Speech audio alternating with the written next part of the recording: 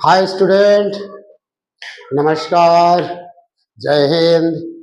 चलिए, तो आज हम लोग स्टार्ट करते हैं उसके आगे जो कल हम लोगों ने कंप्लीट किया था। कल हम लोगों ने अलजेब्रिक एक्सप्रेशन के कुछ टॉपिक्स कंप्लीट किए थे, जैसे अलजेब्रिक एक्सप्रेशन क्या होता है, what is algebraic expression, algebraic expression में टर्म्स क्या होते हैं, अलजेब्रिक एक्सप्रेशन में टाइप्स क्या है अलजेब्रिक एक्सप्रेशन की। ये सारी चीजें आज हम लोगों ने कल हम लोगों ने कंप्लीट किया था। तो आज हम लोग अलजेब्रिक एक्सप्रेशन के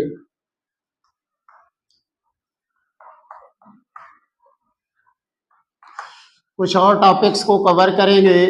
और ये जो एक्सरसाइज हमारी चल रही थी, एक्सरसाइज जो हमारी चल रही थी 5th ए, उसे आज कंप्लीट कर लेंगे। ठीक है, तो आप इसको देखिए और आई होप कि आपको सारी चीजें अच्छे से समझ में आ जाएगी। तो कल हम लोगों ने लाइक टर्म्स, अनलाइक टर्म्स और टर्म्स, इसके बाद मोनोमियल, बाइनोमियल, ट्राइनोमियल, ये सारी चीजें हम लोगों ने डिस्कस किया था और ये कवर किया था। आज हम लोग करेंगे कोफिशिएंट।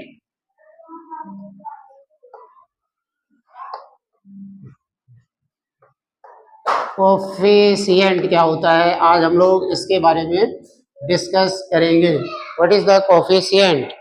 तो कोफिशिएंट को आज हम लोग डिस्कस करेंगे और समझेंगे कि डिस कोफिशिएंट हम लोग कैसे फाइंड आउट कर सकते हैं।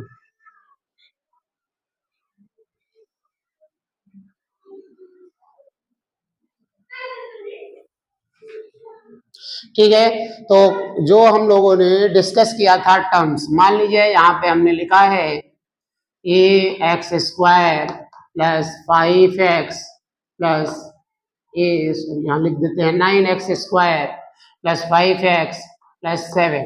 अगर ये आपको कोई एक अलजेब्रिक एक्सप्रेशन दे दिया जाए या पॉलिनोमियल दे दिया जाए तो आपसे कहा जाए कि इसमें कोफिशिएंट बताओ। तो कोफिशिएंट क्या होता है, किसी टर्म्स में जो नंबर्स या लिटरल्स का मल्टीपल होता है, सॉरी जो लिटरल या नंबर्स के जो फैक्टर्स होते हैं वो क्या होते हैं। जैसे 9x स्क्वायर में 9 और x स्क्वायर क्या हो गया, फैक्टर हो गया। तो 9 और x स्क्वायर में जो फैक्टर है उसमें एक x स्क्वायर है और दूसरा 9 है।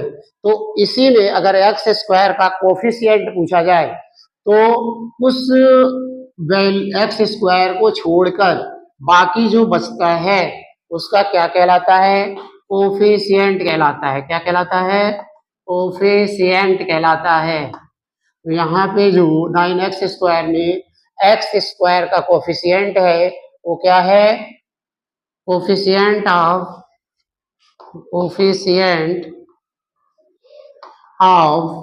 x स्क्वायर क्या हो जाएगा, 9 हो जाएगा। Coefficient of x square is 9। तो कोफिशिएंट ऑफ x स्क्वायर हमारा क्या हो गया, 9 हो गया। अगर इस 5x में कोफिशिएंट ऑफ x पूछा जाए, कोफिशिएंट ऑफ x पूछा जाए तो ये हमारा हो जाएगा 5। जो x का कोफिशिएंट है वो क्या है, 5 है, क्योंकि इस टर्म्स में जो फैक्टर है वो 5 है और x है। तो जो x का फैक्टर होगा वह जो 5x में x के साथ है, जो 5x का फैक्टर है जिसका पूछा जाए उसे छोड़ के बाकी जो बचता है फैक्टर वही उसका कोफिशिएंट हो जाता है। आई होप ये कोफिशिएंट आपको समझ में आ गया होगा। मैं और एग्जांपल लेके समझाने की कोशिश करता हूँ। जैसे फॉर एग्जांपल आपको दे दिया जाए 5xyz। 5xyz एक टर्म्स है। इस टर्म्स में अगर पूछा जाए कोफिशिएंट ऑफ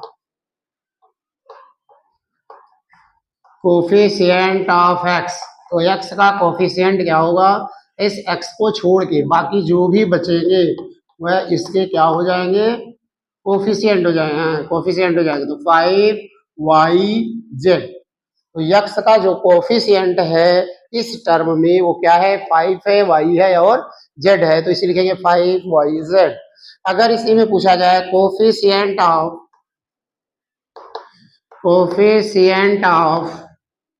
y, तो y का कोफिशिएंट क्या हो जाएगा, 5xz, 5xz क्या हो जाएगा, y का कोफिशिएंट हो जाएगा। अगर इसी में पूछ दिया जाए coefficient of z, coefficient of z, तो कोफिशिएंट ऑफ z क्या हो जाएगा, z को छोड़ देंगे, बाकी जो बचे हुए हैं 5xy ये इसका कोफिशिएंट हो जाएंगे। बात समझ में आ रही है? तो अगर हम इसका फैक्टर लिखे तो क्या हो जाएगा, 5xyz, 5x 5y 5z, 5xy 5yz 5zx, ये सब इसके क्या है, फैक्टर है। तो जो फैक्टर है उसी में से कोफिशिएंट निकलता है। बात समझ में आ गई? तो अगर x5 xyz है तो x का कोफिशिएंट 5yz, y का कोफिशिएंट 5xz और z का कोफिशिएंट 5xy। अगर यही पे पूछ दिया जाए xy का कोफिशिएंट, कोफिशिएंट ऑफ xy, तो xy को छोड़ के जो बचेगा 5z, तो xy का कोफिशिएंट 5z, yz का कोफिशिएंट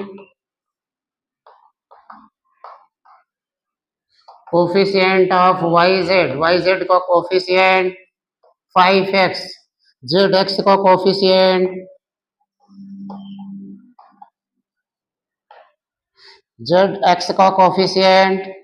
क्या हो जाएगा, 5y। तो इस तरह हम कोफिशिएंट फाइंड आउट कर सकते हैं। यहीं पे अगर पूछ दिया जाए xyz का कोफिशिएंट, तो xyz का कोफिशिएंट क्या हो जाएगा, 5।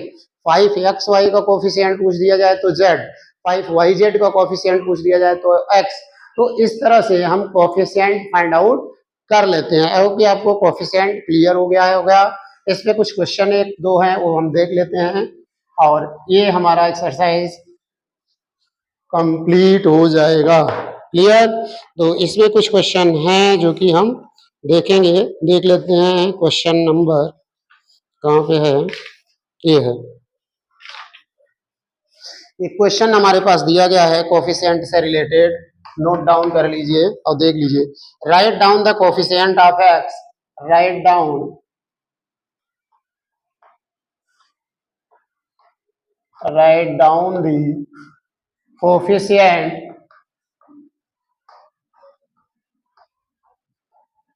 coefficient of x, write down the coefficient of x in each of the following, in each of the following. Write down the coefficient of x in each of the following. पहला है y square x minus y, दूसरा है 7y square minus 7xy, तीसरा है xy cube z cube, चौथा है -15y square zx, पांचवा है -8x y square plus 5y, छठा है 3yz माइनस 5xyz। तो हमें यहाँ पे कोफिशिएंट ऑफ x बताना है। तो यहाँ देखिए CUE, कोफिशिएंट ऑफ x, जो कोफिशिएंट ऑफ x है तो x के साथ मल्टीप्लाई में कौन है, y स्क्वायर। तो यहाँ पे कोफिशिएंट ऑफ x हो जाएगा y स्क्वायर। यहाँ पे देखिए 7y स्क्वायर माइनस 7xy तो x का कोफिशिएंट x को छोड़ के बाकी सब माइनस में आएगा, ये -7y, क्योंकि ये साइन को भी लिया जाता है। X y cube z cube में x का कोफिशिएंट क्या होगा, y cube z cube, -15y² z x में x का कोफिशिएंट क्या होगा, -15y² Z, -8x² y² +5y में x का कोफिशिएंट क्या होगा, -8y², 3yz -5xyz में x का कोफिशिएंट हो जाएगा -5yz।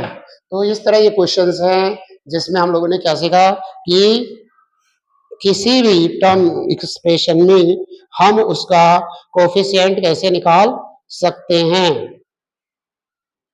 ठीक, तो आगे आते हैं, एक क्वेश्चन हम इसी पे और देखते हैं। ठीक, वहां से भी कुछ कंक्लूजन निकलेगा। आई होप ये आपको समझ में आ गया होगा, नहीं आया तो एक बार वीडियो को फिर से स्टार्टिंग से देखिए, सारी चीजें आपको समझ में आ जाएगी। ओके, चलिए नेक्स्ट क्वेश्चन पे चलते हैं।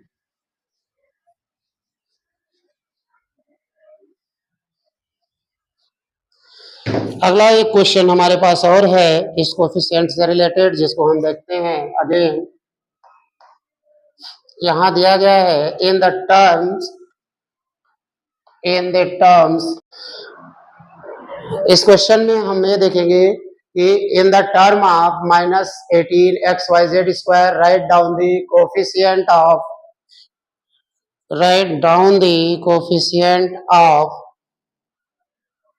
फर्स्ट है 18 का कोफिशिएंट बताना है, सेकेंड में 18x का कोफिशिएंट बताना है, थर्ड में -18yz² का कोफिशिएंट बताना है, और फोर में xz² का कोफिशिएंट फाइंड आउट करना है।